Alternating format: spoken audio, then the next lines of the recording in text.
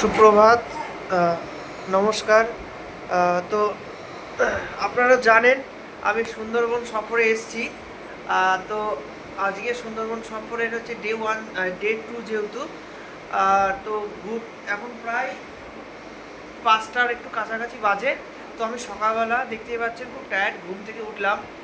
তো আজকে আমাদের দ্বিতীয় দিনে কিছু সাইট সিন নিয়ে যাবে, যেমন হচ্ছে দোবাগি, যে বাঘ, যে দোবাগি ক্যাম্প বলে একটা জায়গা আছে। এছাড়া হচ্ছে সজনেখালি যে ওয়াইল্ড স্যাংচুয়ান, যে মানে সজনেখালি যে ওয়াইল্ড লাইফ স্যাংচুয়ান, আর একটা হচ্ছে আপনার কোনো একটা জায়গায়, মোট কথা বাঘের যেখানে দর্শন পাওয়া যাবে। আর যেহেতু আপনারা জানেন যে সুন্দরবনের মেন আকর্ষণীয় হচ্ছে বাঘ দেখা, এছাড়া হচ্ছে সুন্দরী, গড়ান, গেওয়া, হোগলা, আর হচ্ছে আপনার কেয়া। এই কেয়া গাছ আমার খুব প্রিয় একটা গাছ।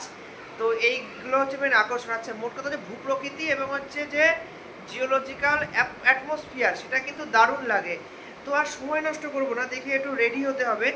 আর এই যে আমি মোটামুটি রেডি, দেখি। তো এখন যাব। তো আর সময় নষ্ট করব না, আমাদের সবাই মোটামুটি বেরিয়ে গেছে। তো আমাদের মোটামুটি লোকজন সবাই বেরিয়ে গেছে। তো আমরা যাব এবং আপনাদের আজকের ভিডিও কেমন লাগছে আপনারা ভিডিওটা দেখবেন এবং মতামত জানাবেন। আর চ্যানেলটিকে ভালো লাগলে সাবস্ক্রাইব করবেন। তো চলুন যাওয়া যায়।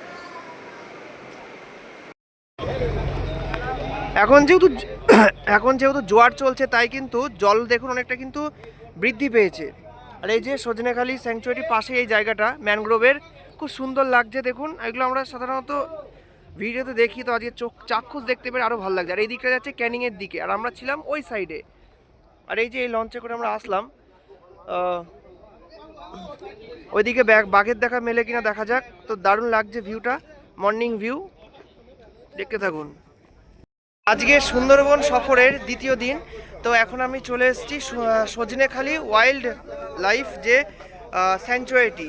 দেখি যাক এখানে বাঘের দর্শন মেলে কিনা। আর এই যে আমার ভাই পার্টনার সৌভিক, মানে খুব এনজয় করছি আমরা। আর আমরা ছিলাম হচ্ছে ওই সাইডে, মানে গোসাবার দিকে। আর গোসাবা থেকে সজনেখালি প্রায় কিন্তু জলপথে অনেকটা টাইমই লাগলো। এখন দেখা যাক, ভিতরে যাব ধীরে ধীরে, আর ভিউটা একবার দেখাবো।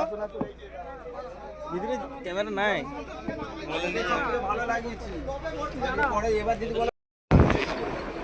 মাঝখানে সুন্দরবনে নদীর বক্ষে ক্যানেল বেরিয়ে গেছে, এটা কিন্তু দেখতে খুবই ভালো লাগছে।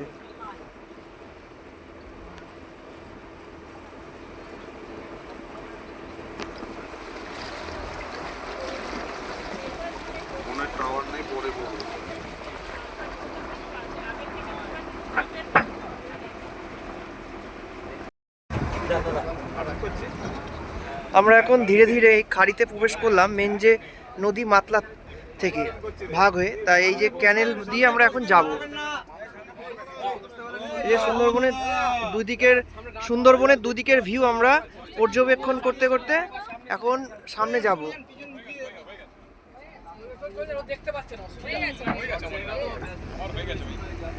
এই যে ম্যানগ্রোভ অরণ্য, আর এই জঙ্গলগুলোতে কিন্তু বাঘ টাঘ থাকে।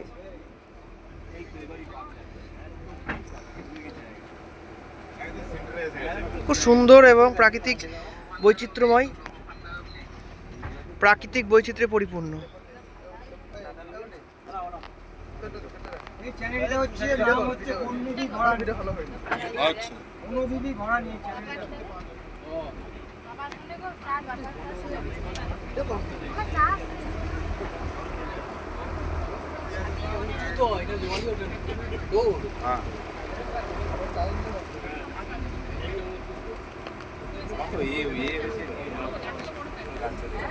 কিন্তু সুন্দরবনের যে গভীর জঙ্গল, একটু জুম করে দেখাবো আপনাদের।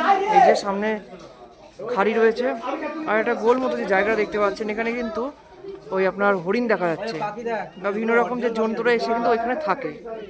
এই যে আর দূরে কিন্তু যত উঁচুতে দেখা যাচ্ছে শুধু ফরেস্ট আর ফরেস্ট, গভীর জঙ্গল। এখানে কিন্তু বাঘ, সিংহ এছাড়া বন্য প্রাণীরা, হিংস্র জন্তুরা বসবাস করে। চারপাশেও দেখাবো আপনাদের।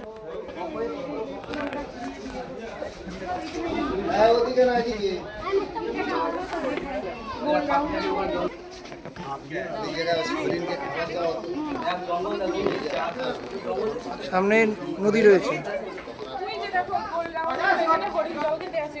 ওখানটায় জল খেতে আসে ওখানে ভালো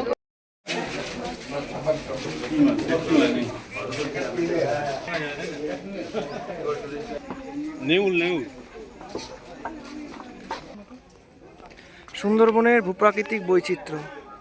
এই যে একটা ওয়াচ টাওয়ার আছে, ওয়াচ টাওয়ার থেকে আমরা পুরো জায়গাটা কভার দেখবো। দেখুন, চলুন যাওয়া যাক। ধীরে ধীরে আমরা ওয়াচ টাওয়ারের, আমরা ছিলাম নিচে, ওই যে ওইখানে, আমরা এখন এইখানে আসলাম, এবার আরো উপরে উঠবো। চলুন। এই ওয়াচ টাওয়ারটা 5 তলা, এখান থেকে কিছু সাইড সিন দেখা যাচ্ছে। ওই যে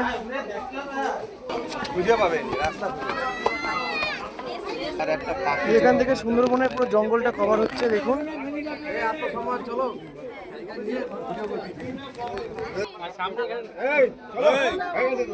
সামনে মাতলা নদী আর সামনে হচ্ছে সুন্দরবনের ফরেস্ট। আর যত দূরে দেখা যায় আমি দেখাবো একটু, যেটা 5 তলার উপরে আছি। এই যে জুম করে দেখাবো, এটা কিন্তু সুন্দরবনের অগভীর যে জঙ্গল, এখানে কিন্তু বাঘ টাঘের বন্যজন্তু দেখা যায়।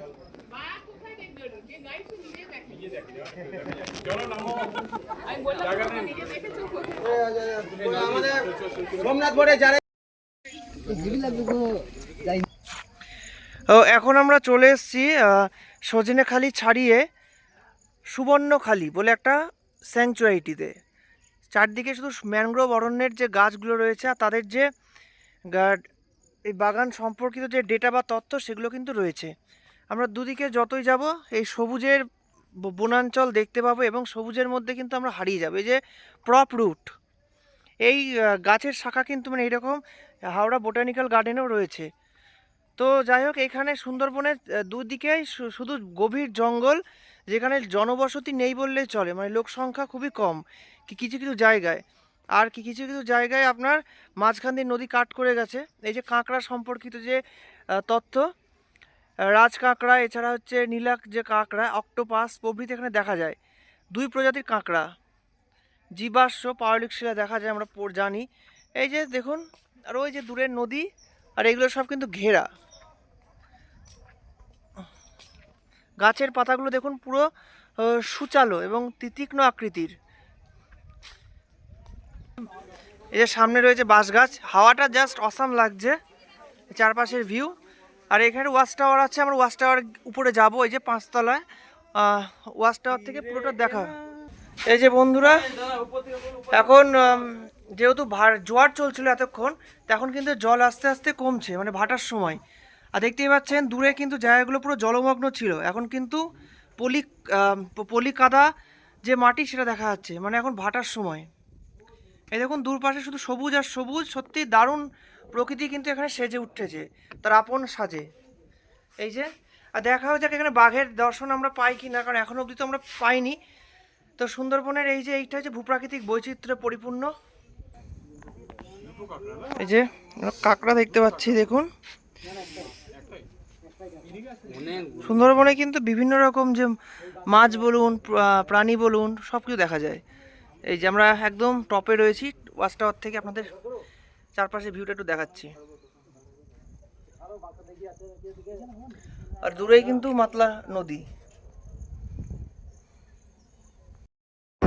এই গাছগুলো কিন্তু সবই হচ্ছে লোনা জলের উদ্ভিদ। এই যে এদিকে একটা খাড়ি দেখা যাচ্ছে, আর কেয়া গাছ, তারপরে ওই কাঁকড়া, তোড়া ইত্যাদি কিন্তু রয়েছে।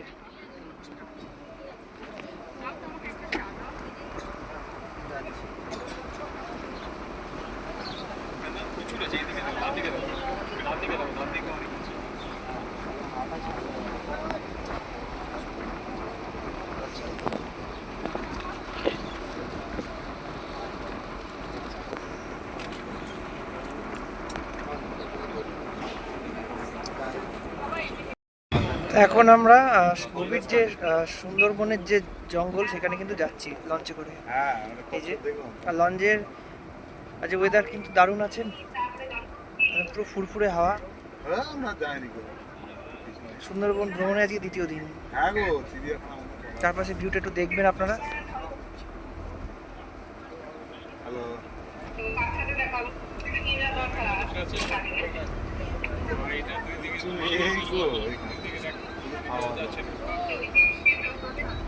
দেখা যাক বাঘের দর্শন মিলে কিনা।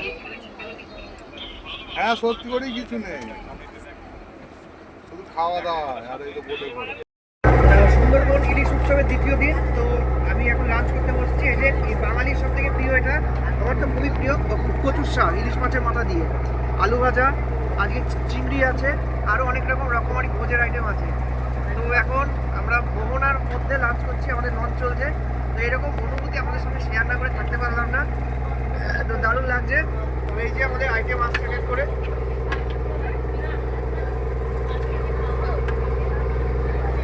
কাকে দিচ্ছ?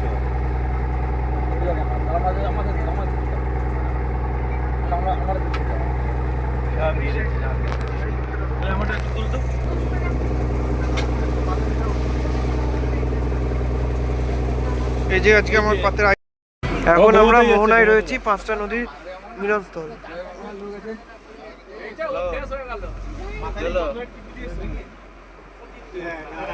আর ওইদিকে গেলে হচ্ছে সমুদ্র, বঙ্গোপসাগর।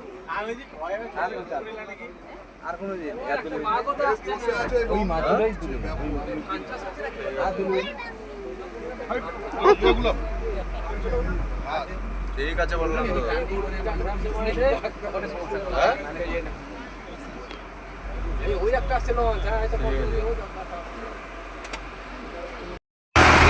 এই যে আমরা সুন্দরবনে এসে কিন্তু বৃষ্টির কবলে পড়লাম, আর দেখতেই পাচ্ছেন বাইরের ভিউটা কীরকম লাগছে, সত্যি অসাধারণ। এই লঞ্চে আমরা ছিলাম এতক্ষণ উপরে, এখন আমরা নিচে রয়েছি। এই লঞ্চের কেবিনে রয়েছি আমরা সবাই।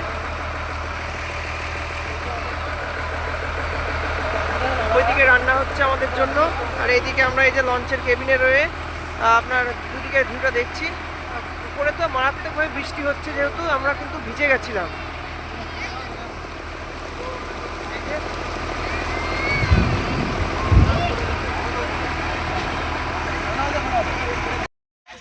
এখন আমরা একটা নির্জন জায়গায় এসে পৌঁছালাম, তো দেখতেই পাচ্ছেন প্রায় বিকেল হয়ে যাওয়ার পর এই সুন্দরবনের রিভার ভিউ।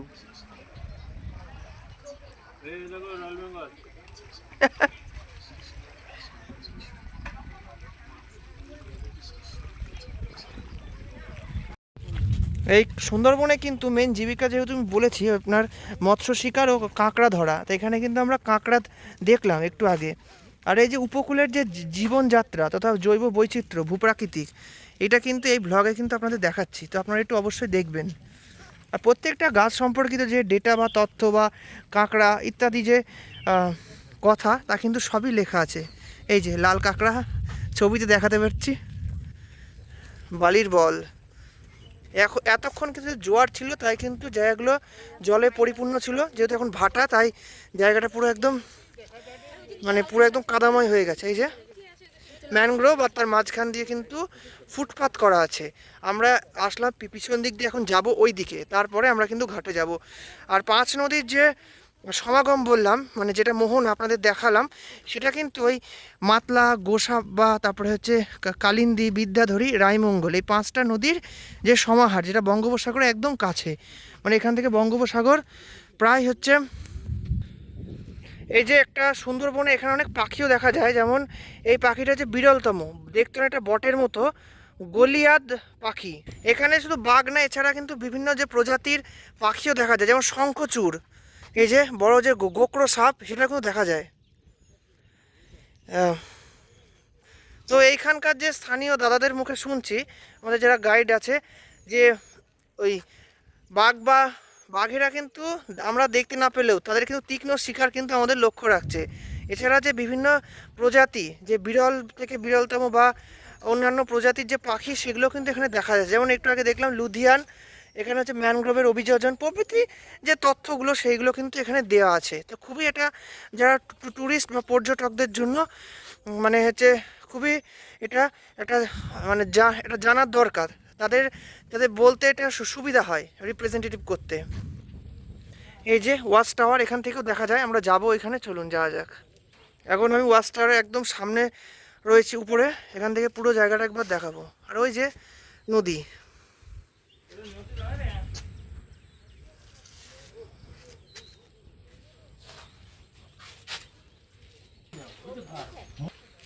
ভোদর, যেটা খুবই আমরা বাংলা কথায় ব্যবহার করি, সেই ভোদরের চেহারা। আমরা কিন্তু এতক্ষণ ছিলাম ওই দূরে, ওই ওয়াচ টাওয়ারের ওইখানে, আর এইখানে কিন্তু এখন আমরা নিচে নেমে এসেছি। তো এইসব জায়গাগুলোতে কিন্তু বাঘের দেখা মেলে, মানে এখানে কিন্তু বাঘ আসে। তো এইখানে দেখুন জায়গাটা কতটা উঁচু করে, মানে কি বলবো, নির্মাণ করা আছে। তো ভাবতেই পারছি না যে এখানে আমরা দাঁড়িয়ে আছি, পাশ দিয়ে বাঘ ঘুরে বেড়ায়। তো সত্যি এটা একটা অন্যরকম অনুভূতি। এই যে ধীরে ধীরে আমরা নৌকা ঘাটের দিকে যাব, চলুন যাওয়া যাক। আর একবার ভিউটা জাস্ট দেখুন, এই যে ঝাউ গাছ, এই দিক দিয়ে আমরা আসলাম, কতটা সুন্দর নির্মল, শান্তময় এবং সবুজায়ন, যে বনসৃজনময় পরিবেশ। একটু ভৌগোলিক ভাষাতেই বললাম, তো একটু ভালো করে আপনার দেখাবার চেষ্টা করছি। দেখুন এই যে ম্যানগ্রোভের অরণ্য। তো দেখতে দেখতে আমরা চলে আসলাম একদম নদীর ঘাটে। এই যে আমাদের লঞ্চ, এটা এই লঞ্চে আমরা যাব আমাদের গন্তব্যে, মানে হোটেলের দিকে। এই দেখুন দারুণ কাটছে আজকের সময়টা। এই যে সুন্দরবন ভ্রমণের যে অভিজ্ঞতা মনে থাকবে, এবং সুন্দর টাইমটা কিন্তু খুবই দারুণ কাটছে। কারণ এখন যেহেতু মেঘ ওয়েদার, একটু আগে বৃষ্টির মধ্যে পড়েছিলাম, তো যে তখনকার যে ওয়েদার বা তখনকার সময়কার যে বৃষ্টির মধ্যে যে সুন্দরবনের প্রাকৃতিক ভিউ, এছাড়া মোহনা প্রভৃতি মিলিয়ে কিন্তু একটা জমজমাট অনুভূতি এবং সৌন্দর্যায়ন।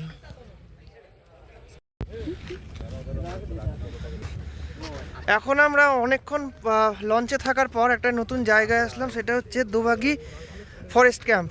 তো এখানে এসে এই যে খাঁচাগুলো, যে নেটগুলো দেখতে পাচ্ছেন, এইখানে কিন্তু বাঘ আসে। তো এই জন্য পর্যটকদের সুবিধার্থে এইগুলো উঁচু ভাবে দেওয়া হয়েছে, যাতে এখানে বাঘ না আমাদের আক্রমণ করতে পারে। তো দেখা যাক বাঘের দর্শন মেলে কি না।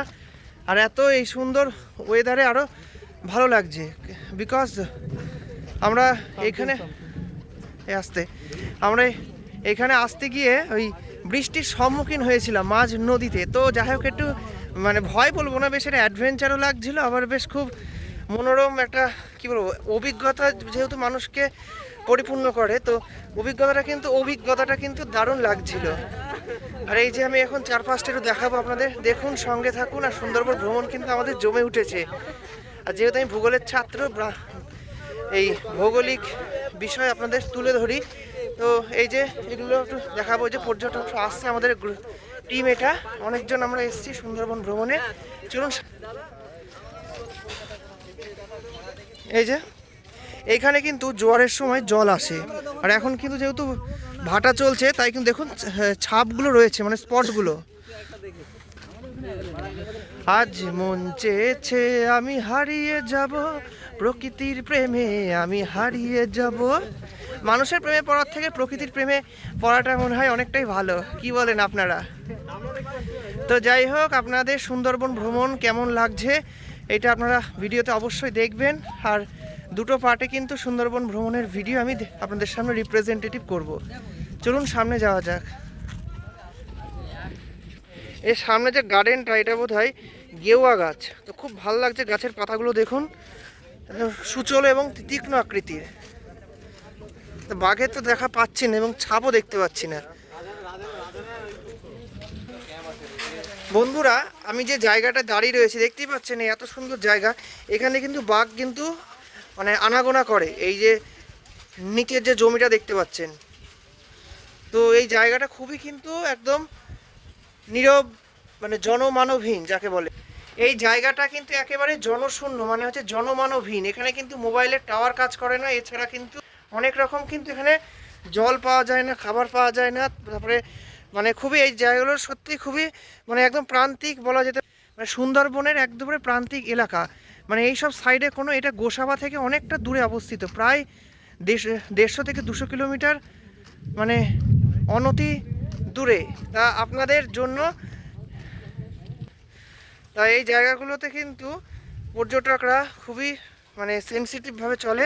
আর দেখতেই পাচ্ছেন আমরা যত দূর যাচ্ছি কিন্তু দুই দিকে কিন্তু নেট দিয়ে কিন্তু বাউন্ডারি করা আছে, যাতে বাঘে না এসে পর্যটকদের আক্রমণ করে। এই যে সত্যি এই জায়গাটা খুব ভালো লাগছে, এত ম্যানগ্রোভের যে জঙ্গল, এই যে এর ভিতরে কিন্তু শুধু গভীর জঙ্গল, তো এইগুলোতে কিন্তু সূর্যকিরণ ঠিকঠাকভাবে পড়ে না। এটা নিরক্ষীয় অঞ্চলও বলে এটাকে অনেকটা। আমরা ওই সাইডে যাব।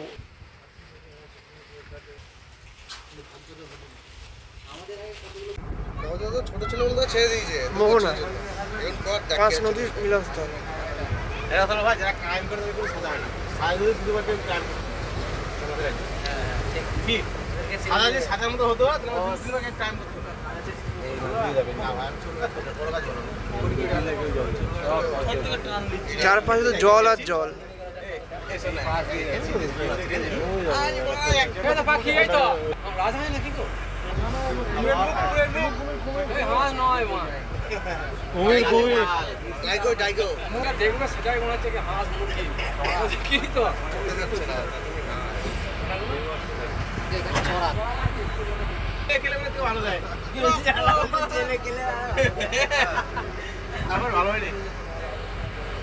সাইডে মোহনা। ইলিশ মাছ তো কবে বন্ধ জানি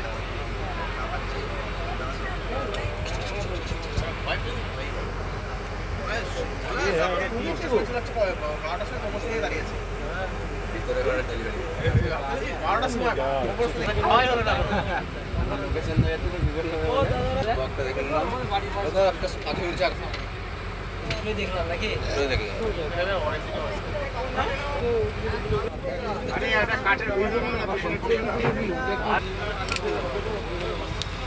ছবি আর কবার তুলবে একবার তুলে নিয়েছে যতবার এবার ইউজ করা করে না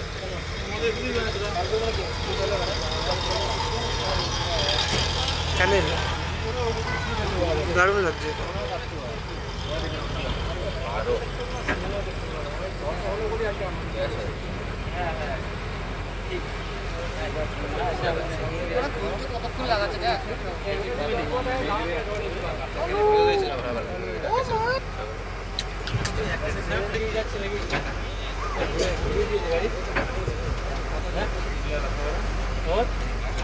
আছে কিনা স্কুলে পড়েছি কিনা সেটুকু জানো কিনা বুঝতে পারছি একটা লোক বারবার বলতে এটা সুন্দরবনের সুন্দরী গাছ এইটা।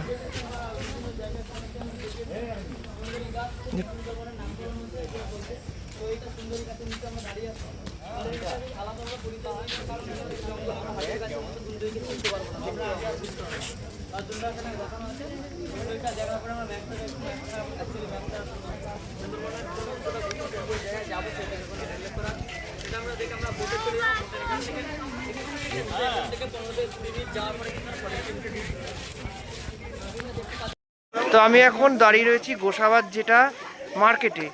তাই মার্কেট থেকে অনেক কিছু কিনলাম মোটামুটি। এই যে তো যেখানে যাই না কেন সুন্দরবন বা ডুয়ার্স বলুন বা দার্জিলিং বা পুরুলিয়া, সেখান থেকে কিছু সেখানকার যে লোকাল মানে যেখানকার যেটা কি বলবো জিনিস সেটা নিয়ে আনতে খুব ভালো লাগে, কারণ স্মৃতি মানুষকে বাঁচিয়ে রাখে। তো আর এখানকার জিনিসপত্র কিন্তু খুবই দাম, খুবই কস্ট, তো বার্গেনিং করেই নিতে হচ্ছে। আর পিছনে রয়েছে আমাদের হোটেল আর সামনে হচ্ছে মার্কেটের দোকানগুলো। এই সন্ধেবেলায় বেরিয়েছি, তো সুন্দরবন সফর কিন্তু আমাদের জমে উঠছে। ফাইনালি সুন্দরবন ট্যুর কমপ্লিট করে আমি চলে এসেছি আমার হোম সিটিতে এবং আমার বাড়িতে। তো ফেরার দিন কিন্তু আমি প্রচণ্ড টায়ার্ড হয়ে পড়েছিলাম, কারণ এই ক্যানিং থেকে আমার বাড়ি কৃষ্ণনগর, এই যে 4-5 ঘন্টার জার্নি, তার সাথে যে ভ্যাপসা গরম, তাতে কিন্তু আর শরীর পেরে উঠছিল না। তাই কিন্তু ব্লগটা আপনাদের সঙ্গে কমপ্লিট করতে পারিনি এবং আপনাদের সামনে আসতে পারিনি। তো সুন্দরবন যে ইলিশ উৎসব বা বর্ষাকালীন যাই বলুন, তো আমি কিন্তু দুটো পার্টে আপনার এই ব্লগটা মানে আপনাদের সামনে তুলে ধরলাম। তো আপনারা দুটো ভিডিও দেখবেন একটুখানি টাইম নিয়ে এবং আপনাদের মতামত জানাবেন। আর চ্যানেলটিকে সাবস্ক্রাইব করবেন নিউ ভিডিও আপডেট পাওয়ার জন্য।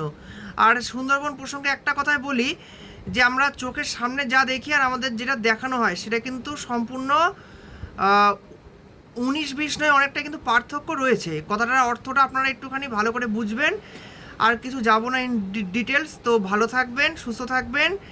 আর গরমে ঠান্ডা মানে জল, কোল্ড ড্রিঙ্কস এগুলো অবশ্যই সেবন করুন, আনন্দে জীবন কাটান। ভালো থাকুন, নমস্কার।